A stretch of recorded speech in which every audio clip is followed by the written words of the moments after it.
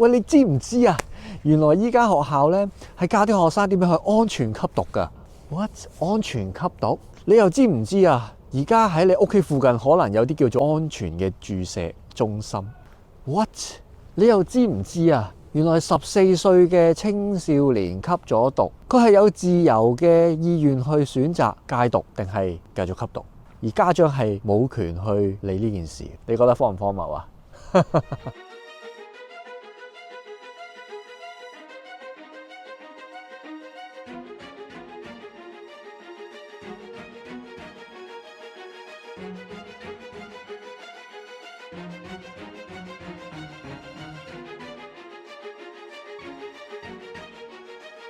頭先你見到嗰啲畫面啊，唔係拍戲，係真嘅。喺溫哥華 Downtown Eastside 根本就係成為咗喪屍街。喺2023年開始，政府設立多啲嘅安全注射點，俾一啲吸毒人士喺嗰度可以安全注射。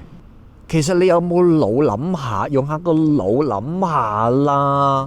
Adults 18 and over in British Columbia will no longer be subject to criminal charges for the possession of up to 2.5 grams of certain illegal drugs for personal use, and the drugs will not be confiscated. 其實最大嘅因素就係因為政府將呢一個毒品非刑事化。原來由2023年嘅1月開始咧，BC 省嘅政府佢係容許18歲或者以上嘅人士持有2.5克嘅毒品自己用，包括可卡因、海洛因。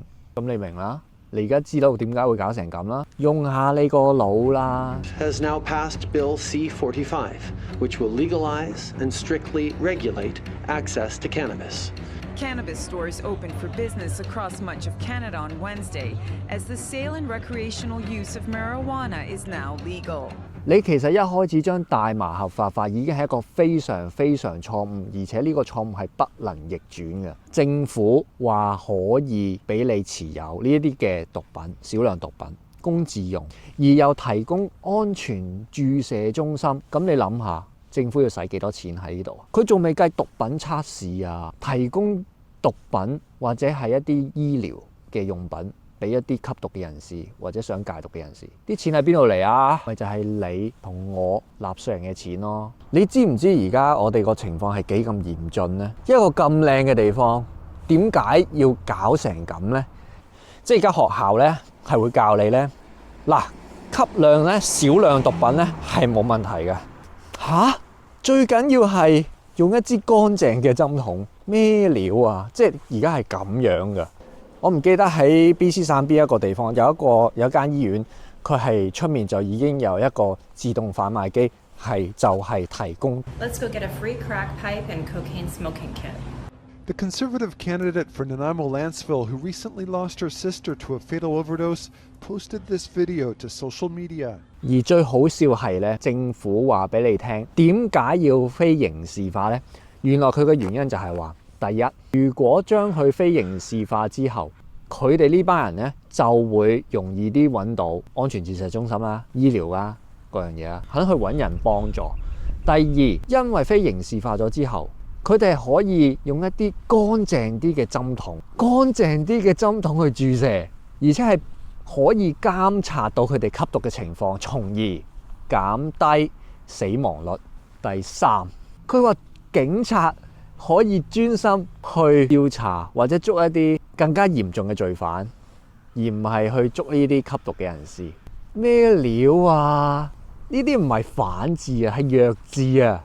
所以你一非刑事化就係將即係默認咗吸毒係冇問題嘅。你之後後生嗰啲啦，小學生嗰啲慢慢開始大啦，佢都會覺得冇問題嘅喎。喂，冇事嘅喎，吸毒係我自己嘅事啫嘛，我唔會影響到人噶嘛，係咪先？而且係非刑事化嘅喎，係咪先？即係 OK 嘅喎，冇問題嘅喎。咁你咪即係將個觀念完全扭曲咗咯。即係本來咧都冇咁嬲啊，但係聽完呢單新聞之後就更加嬲。有一名14歲嘅華裔少女咧，因為吸毒而死。件事係點發生嘅咧？喺佢出事嘅前一年，佢因為同學嘅驅使之下啦，咁亦都好奇心啦，佢就去試吸毒。當時咧呢個少女咧仲係非常之活潑開朗嘅。咁學校咧亦都知道呢單嘢，因為當時佢亦都有問過，即係學校可能唔係有啲同學啦，邊度可以揾到芬太尼咧咁樣。喺去到春天嘅時候，佢去睇牙醫嘅時候，牙醫都同佢父母講話佢係吸食咗冰毒，因為學校同衛生局通知咗，咁亦都衛生局亦都俾咗一位戒毒專員去處理呢件事。咁呢個戒毒專員咧做家訪嘅時候咧，就同呢個後生女啦咁有面談嘅時候，但係竟然戒毒嘅輔導員係要求佢父母係迴避嘅，係唔可以干涉嘅。因為原因就係佢已經年滿13歲啦，當時嚇，咁佢有自己可能個人私隱啦、個人意願啦咁樣。咁每一次佢哋去會談嘅時候，父母都唔知佢哋傾乜嘢嘅嚇，亦都唔可以透露啊！直情係佢同個女傾完之後咧，個女竟然話唔去戒毒中心，而個女嘅原因係咩啊？佢唔想出去沖涼，唔想出去一啲山堡嘅地方去戒毒。唔想去過夜，呢個戒毒員就同父母講啦，佢話你要尊重佢嘅個人意願嘅嚇，你要尊重佢嘅個人意願嘅，因為佢已經係13歲嘅青少年啦咁樣。咁終於有一日真係發生大事啦！佢喺某一個商場俾警察發現佢吸食過量嘅芬太尼而嚴重昏迷，送咗去醫院，經過10幾個鐘之後搶救不治。單憑呢一件事，我就想問一個14歲咁後生嘅青少年，佢有自由嘅意願去選擇戒唔戒毒？佢而家問你戒唔戒毒，即係代表你可以繼續吸㗎，呢個係你嘅自由，係咪就大晒呢？作為一個普通嘅市民，我真係好難接受到加拿大政府對於毒品問題嗰種縱容嘅程度，俾資源去吸毒嘅人縱容佢哋，而唔係真正咁樣去面對呢一個毒品最根本嘅問題。而家根本就係治標不治本。你知唔知我聽過有家長講過，話喺學校裏面係已經有學生去兜售呢一啲咁嘅毒品。你知唔知芬太尼其實係平到一個點，就係10蚊嘅啫。你可以喺街度其他市面上面好容易買到㗎。政府去將呢件事非刑事化，究竟得出嚟個結果係點？好咗咩 ？No， 係仲差，係越嚟越多人吸毒而死。毒品禍害咁深，但係你仲竟然同人講話冇問題，所以成個政府最大嘅問題而家就係佢將呢一個吸毒係講成人權問題，而唔係社會問題。佢應該要做嘅就係幫人哋戒毒，而唔係令呢個毒品係覺得理想化、理性化。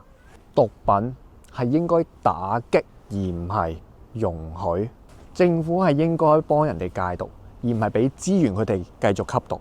如果呢個情況繼續發生，呢個錯誤繼續容許嘅話，加拿大只會變成一個毒品國家。